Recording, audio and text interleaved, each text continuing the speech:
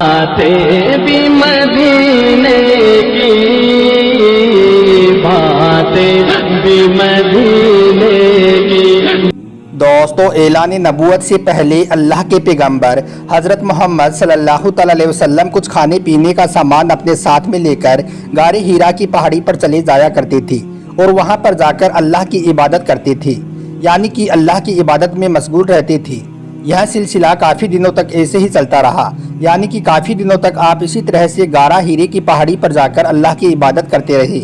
ایک مرتبہ اللہ کے پیغمبر حضرت محمد صلی اللہ علیہ وسلم غار ہیرا کی پہاڑی پر اللہ کی عبادت میں مشغول تھے کہ اتنے میں آپ کے پاس میں حضرت جبرائیل علیہ السلام اپنی اصل شکل و صورت میں آپ کے پاس تشریف لائے، یعنی کہ اچانک حضرت جبرائیل علیہ السلام آپ کے سامنے نازل ہو گئی۔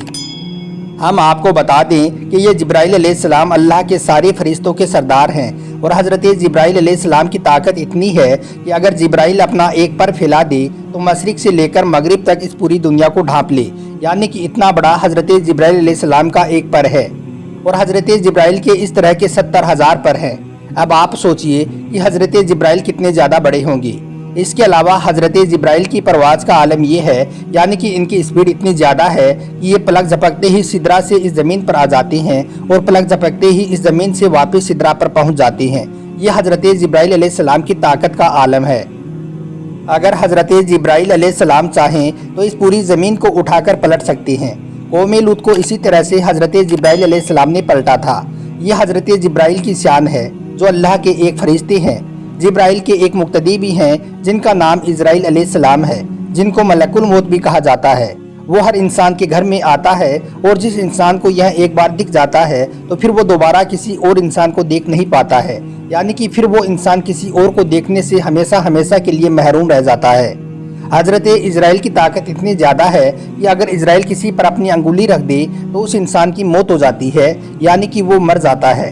اب آپ ہی سوچئے کہ جب حضرت اسرائیل کی طاقت یہ ہے تو پھر حضرت جبرائیل علیہ السلام کی طاقت کا عالم کیا ہوگا۔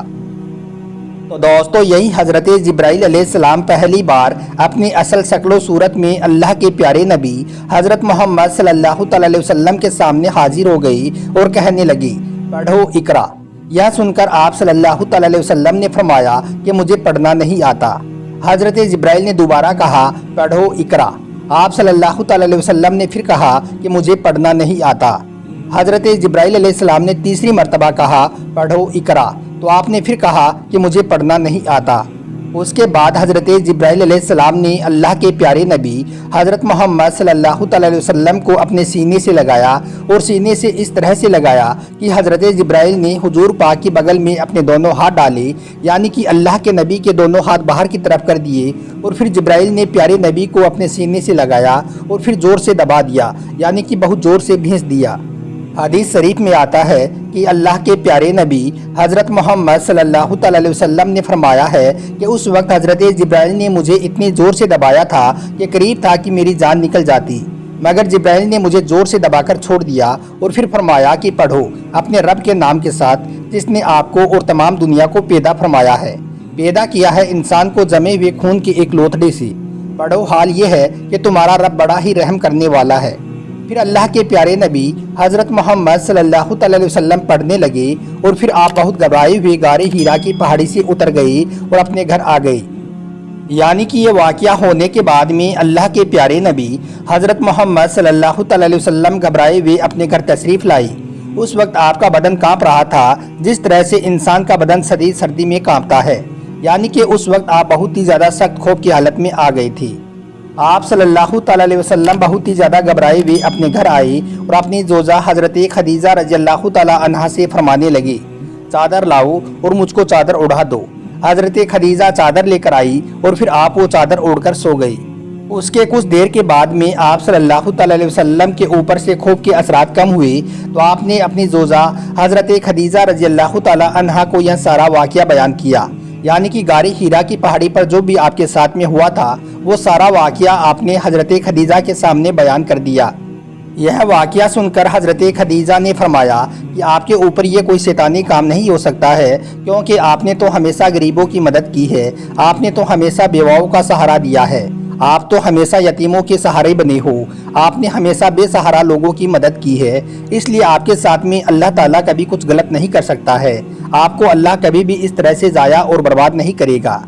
دوستو اس کے بعد میں حضرت خدیجہ اللہ کے پیارے نبی حضرت محمد صلی اللہ علیہ وسلم کو ساتھ میں لے کر اپنے چچا زاد بھائی حضرت براق ابن نوفل کے پاس پہنچی، جو کہ اس وقت وہ یہودیوں کے ایک بہت ہی بڑے عالم ہوا کرتے تھے۔ یہ اصل میں پہلے مشرک تھے، یعنی کہ بت پرست تھے، لیکن یہ بہت ہی زیادہ تعلیم یافتہ تھے، اس لیے بعد میں انہوں نے نصرانیت کو قبول کر لیا تھا۔ کیونکہ اس وقت عیسائی دھرم برحق تھا، اس لیے انہوں نے عیسائی دھرم کو قبول کر لیا تھا، اور پھر انہوں نے تورات اور انجیل کو حفظ بھی کر لیا تھا، یعنی کہ یہ اس وقت تورات کے ایک بہت ہی بڑے عالم تھے۔